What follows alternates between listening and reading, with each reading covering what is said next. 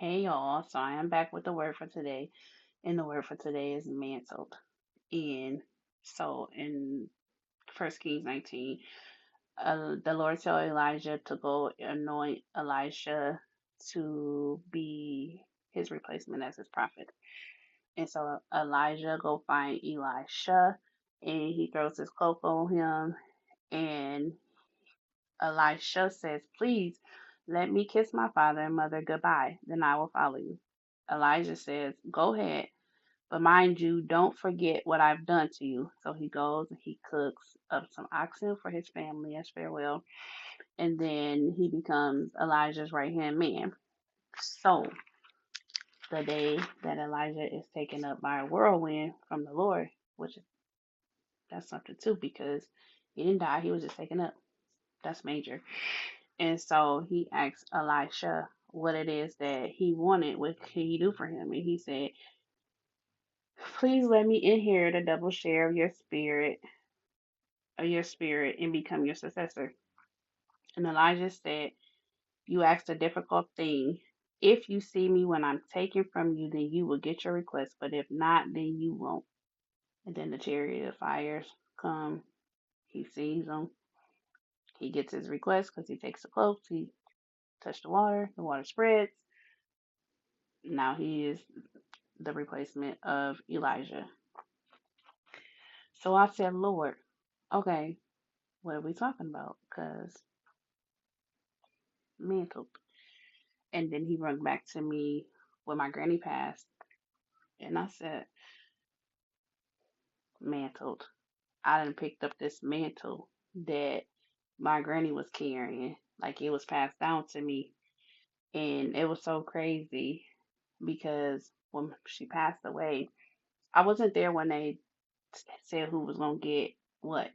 But when I came to the house, I had this feeling in my stomach. It was a nagging feeling, but I knew exactly what it was that I needed to move in this house. And so somebody else was getting the house, and I had to talk to them. And they're like, "Yeah, you can get the house."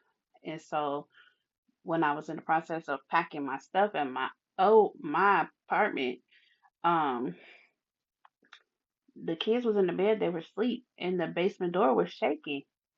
And I said, "Oh hell no, not today. We're not doing this," because that wasn't the first time that the door was shaking. And so, um, as I'm downstairs and I'm packing boxes and stuff, I hear my name being called. And it was so funny because they were saying Sharika to Keisha. And I said, I'm going upstairs and the kids asleep. I'm checking to see because the kids asleep. And I said, what? So I'm down the basement, but my door's shaking. It reminded me back when I first moved out my mom's house into my first apartment. Her basement door was shaking, but I'm thinking like it's a ghost, it's a spirit because her husband he took himself from the earth. So I'm like, okay, he is a ghost in his house in her backyard. It's a ghost in the house or something.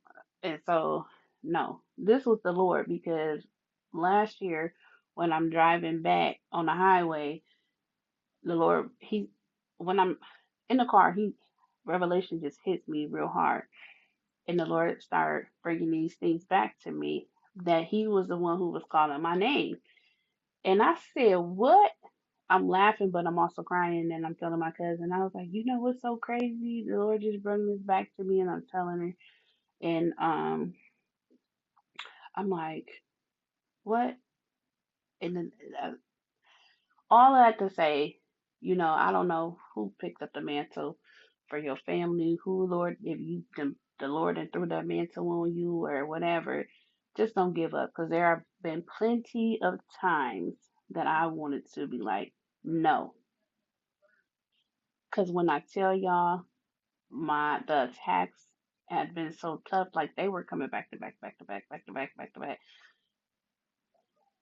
at every angle, like, and then the Lord said, I never forget this. This was July. This was just recently, July 9th.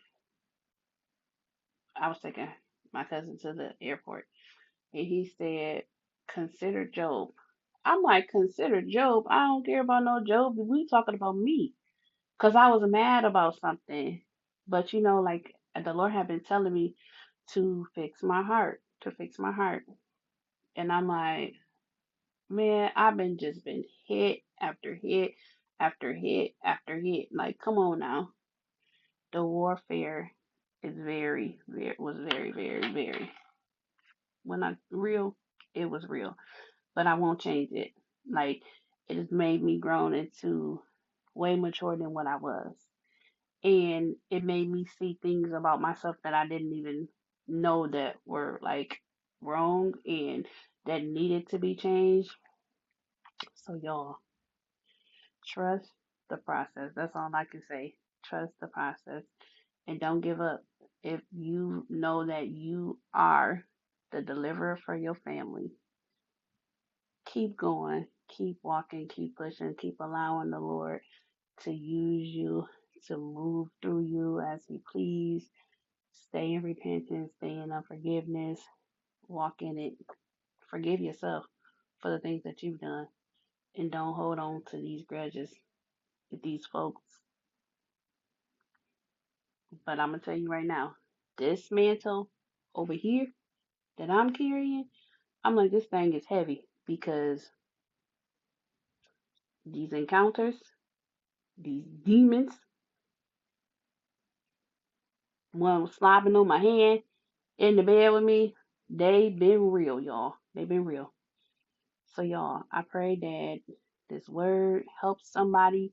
That if you are the deliverer for your family, the Lord's calling you, delivering you. He chose you. He chose you. You didn't choose him. He chose you. That's a blessing. Walk in it. Embrace it. I know there are times I feel like, Lord, I don't know what I'm doing. Like, I don't want to do these videos. Lord, I don't know what I'm doing. But He keep pushing me. He keep pushing me. So long as He keep on pushing me, I'm gonna keep on doing it. So I pray y'all have a blessed day today. And y'all ask the Lord, what is your word for the day? Have a good day.